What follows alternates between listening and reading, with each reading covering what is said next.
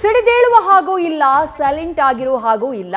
ಇದು ಅಸಮಾಧಾನಗೊಂಡಿರುವಂತಹ ಬಿಜೆಪಿ ನಾಯಕರ ಸದ್ಯದ ಪರಿಸ್ಥಿತಿ. ಬಿಜೆಪಿಯ ವರಿಷ್ಠರು ಕೊಟ್ಟಿರುವಂತಹ ಟ್ರೀಟ್ಮೆಂಟೇ ಆಗಿದೆ. ಬೇಸರಗೊಂಡಂತಹ ಬಿಜೆಪಿ ನಾಯಕರಿಗೆ ಹೈಕಮಾಂಡ್ ನಿಂದಾನೇ ಸದ್ಯ ಟಕ್ಕರ್ ಕೊಟ್ಟಿದೆ. ಹೈಕಮಾಂಡ್ ಕರ್ಮ ಭೂಮಿಯನ್ನ ತೊರೆಯುವಂತೆ ಕಟ್ಟಪ್ಪಣೆಯನ್ನ ಹೊರಡಿಸಿದ್ದಾರೆ. ಹೈಕಮಾಂಡ್ನ ನಾಯಕರು ಹೊರ ಜಿಲ್ಲೆಗಳಿಗೆ ಹೋಗಿ ಪ್ರಚಾರದಲ್ಲಿ ಭಾಗಿಯಾಗಿ ಅನ್ನುವಂತಹ ಸೂಚನೆಯನ್ನ ಕೊಟ್ಟಿದ್ದಾರೆ. ಈ ರೀತಿ ಸೂಚನೆಯನ್ನ ಪಡೆದವರಲ್ಲಿ ಪ್ರತಾಪ್ ಸಿಂಹ ಇದ್ದಾರೆ, ಪ್ರೀತಂ ಗೌಡ ಇದ್ದಾರೆ. ಪ್ರತಾಪ್ ಸಿಂಹ ಅವರು ಮೈಸೂರಿನಲ್ಲಿ ಟಿಕೆಟ್ ಆಕಾಂಕ್ಷಿಯಾಗಿದ್ರು, ಹಾಲಿ ಸಂಸದರು, ಟಿಕೆಟ್ ಸಿಗಲಿಲ್ಲ. ಹಾಸನದಲ್ಲಿ ಪ್ರೀತಂ ಗೌಡ ಇದ್ರು, ಬಿಜೆಪಿಗೆ ಟಿಕೆಟ್ ನ ಉಳಿಸ್ಕೊಳ್ಳಿ ಅಂತ ಹೇಳಿ ಕೊನೆಯವರೆಗೂ ಪ್ರಯತ್ನ ಮಾಡಿದ್ರು, ಅಲ್ಲೂ ಅದಾಗಲಿಲ್ಲ. ಈಗ ಉಭಯ ನಾಯಕರು ಆ ಕ್ಷೇತ್ರಗಳಲ್ಲಿ ಇಲ್ಲ. ನೀವು ಗಮನಿಸಿರಬಹುದು, ಬೇರೆ ಬೇರೆ ಕ್ಷೇತ್ರದಲ್ಲಿ ಪ್ರಚಾರವನ್ನ ಮಾಡ್ತಿದ್ದಾರೆ. ಪ್ರತಾಪ್ ಸಿಂಹ ಅವರು ಒಂದ್ ಕಡೆ ನಾರ್ತ್ ಕರ್ನಾಟಕದಲ್ಲಿದ್ರೆ, ಮತ್ತೊಂದ್ ಕಡೆ ಪ್ರೀತಂ ಗೌಡ ಅವರು ಮೈಸೂರು, ಚಾಮರಾಜನಗರ ಈ ಕ್ಷೇತ್ರದಲ್ಲಿ ಚುನಾವಣಾ ಪ್ರಚಾರದ ಉಸ್ತುವಾರಿಯನ್ನ ನೋಡ್ಕೊಳ್ತಿದ್ದಾರೆ. ಅಲ್ಲಿ ನಿರಂತರವಾಗಿ ಪ್ರಚಾರ ಕಾರ್ಯದಲ್ಲಿ ತೊಡಗಿದ್ದಾರೆ. ಹೀಗೆ ಮಾಡೋದಕ್ಕೆ ಉಭಯ ನಾಯಕರು ಈ ರೀತಿ ತಮ್ಮ ಕ್ಷೇತ್ರವನ್ನ ಬಿಟ್ಟು ಬೇರೆ ಕ್ಷೇತ್ರದಲ್ಲಿ ಆಕ್ಟಿವ್ ಆಗಿರುವುದಕ್ಕೆ ಕಾರಣ ಹೈಕಮಾಂಡ್ ನಾಯಕರು ಕೊಟ್ಟಂತಹ ಸೂಚನೆ ಅಂತ ಹೇಳಲಾಗ್ತಾ ಇದೆ. ಬಹಳ ಕಟ್ಟುನಿಟ್ಟಿನ ಸೂಚನೆಯನ್ನ ಖುದ್ದು ಹೈಕಮಾಂಡ್ ನಾಯಕರು ನೀಡಿದ್ದಾರೆ ಈ ಅಸಮಾಧಾನಿತ ಅಥವಾ ಬೇಸರಗೊಂಡಂತಹ ನಾಯಕರಿಗೆ.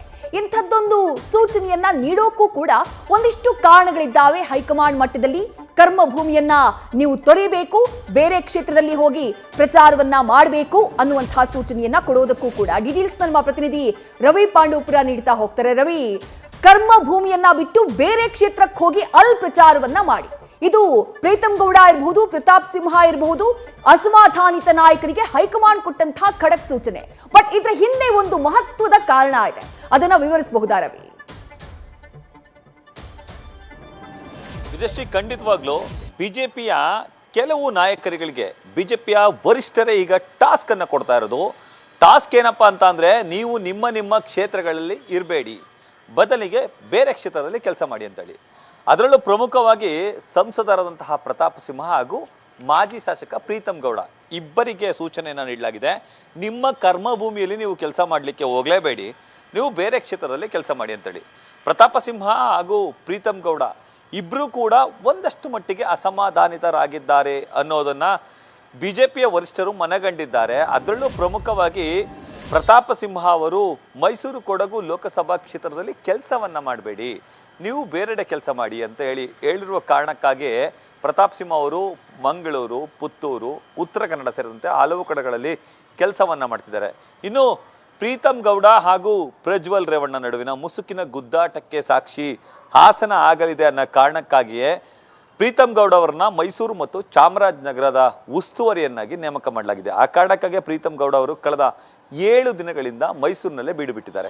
ಇದಕ್ಕೆ ಪ್ರಮುಖ ಕಾರಣ ಅಂತ ಅಂದ್ರೆ, ಇಬ್ಬರು ನಾಯಕರುಗಳು ಮಾತಿನ ಭರಾಟೆಯಲ್ಲಿ ಒಂದು ವೇಳೆ ಪಕ್ಷದ ವಿರುದ್ಧ ಮಾತನಾಡಿದ್ರೆ ಅಥವಾ ಅಲ್ಲಿರುವಂತಹ ಅಭ್ಯರ್ಥಿಗಳ ವಿರುದ್ಧ ಮಾತನಾಡಿದ್ರೆ ಪಕ್ಷಕ್ಕೆ ಡ್ಯಾಮೇಜ್ ಆಗಬಹುದು, ಮೈತ್ರಿಕೂಟದ ಅಭ್ಯರ್ಥಿಗಳಿಗೆ ತೊಂದರೆ ಉಂಟಾಗಬಹುದು ಅನ್ನೋದು ಲೆಕ್ಕಾಚಾರ.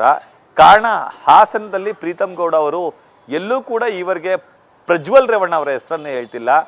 ಜೊತೆಗೆ ಪ್ರೀತಂ ಗೌಡ ಅವರ ಹಿಂಬಾಲಕರು ಒಂದಷ್ಟು ಮಂದಿ ಕಾಂಗ್ರೆಸ್ ಪಕ್ಷಕ್ಕೆ ಸೇರಿದ್ದಾರೆ. ಆ ಕಾರಣಕ್ಕೋಸ್ಕರ ಪ್ರೀತಂ ಗೌಡ ಅವರು ಹಾಸನದಲ್ಲಿದ್ದು ಒಂದು ವೇಳೆ ಮಾಧ್ಯಮಗಳ ಬಳಿ ಯಾವುದಾದ್ರೂ ಸ್ಟೇಟ್ಮೆಂಟ್ ಅನ್ನ ಕೊಡಬೇಕಾದ್ರೆ ಹಿಂದಿನ ಘಟನಾವಳಿಗಳನ್ನ ನೆನಪಿಸ್ಕೊಂಡೇನಾದ್ರೂ ಹೇಳ್ಬಿಟ್ರೆ ಅದು ಡ್ಯಾಮೇಜ್ ಆಗುತ್ತೆ ಅನ್ನೋದು ಬಿಜೆಪಿ ವರಿಷ್ಠರ ಲೆಕ್ಕಾಚಾರ. ಆ ಕಾರಣಕ್ಕಾಗಿ ನೀವು ಕ್ಷೇತ್ರ ಅಂದ್ರೆ ಕರ್ಮಭೂಮಿಯನ್ನು ಬಿಟ್ಟು ಬೇರೆಡೆ ಕೆಲಸ ಮಾಡಿ ಅನ್ನೋ ಮಾತನ್ನ ಹೇಳ್ತಿದ್ದಾರೆ. ಅದೇ ರೀತಿ ಪ್ರತಾಪ ಸಿಂಹ ಅವರು ಕೂಡ, ಯಾಕಂದ್ರೆ ಟಿಕೆಟ್ ಘೋಷಣೆಗೂ ಮುನ್ನವೇ ಯದುವೀರ್ ಅವರು AC ರೂಮಲ್ಲಿ ಇರ್ತಾರೆ, ಜನರ ಬಳಿ ಬರ್ಲಿಕ್ಕಿಲ್ಲ, ಹೀಗೆ ಹಲವು ಹೇಳಿಕೆಗಳನ್ನು ಸ್ಟೇಟ್ಮೆಂಟ್ ಅನ್ನ ಮಾಡ್ಬಿಟ್ಟಿದ್ರು. ಅದು ಸಾಕಷ್ಟು ಡ್ಯಾಮೇಜ್ಗೆ ಕಾರಣ ಆಗಿತ್ತು. ಸದ್ಯ ಆ ಡ್ಯಾಮೇಜ್ ಕಂಟ್ರೋಲ್ನ ಮೈಸೂರಿನಲ್ಲಿರುವಂತಹ ಬಿಜೆಪಿಯ ಇತರ ನಾಯಕರೆಲ್ಲರೂ ಕೂಡ ಮಾಡ್ತಿದ್ದಾರೆ.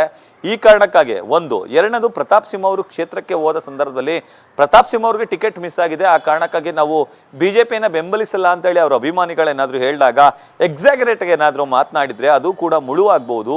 ಆ ಕಾರಣಕ್ಕಾಗಿ ಇಬ್ರು ಕೂಡ ಕ್ಷೇತ್ರವನ್ನ ಬಿಟ್ಟು ಬೇರೆ ಬೇರೆ ಕ್ಷೇತ್ರದಲ್ಲಿ ಕೆಲಸ ಮಾಡಿ ಅನ್ನೋ ಮಾತನ್ನ ಹೇಳುವಂತ ಕೆಲಸಕ್ಕೆ ಮುಂದಾಗಿದ್ದಾರೆ. ವಿದ್ಯಾಶ್ರೀ, ಥ್ಯಾಂಕ್ ಯು ರವಿ ತಮ್ಮೆಲ್ಲ ಡೀಟೇಲ್ಸ್ಗೆ. ನ್ಯೂಸ್ ಫಸ್ಟ್ ನಿರ್ಭೀತಿಯಿಂದ ನಿಮ್ಮ ಪರವಾಗಿ.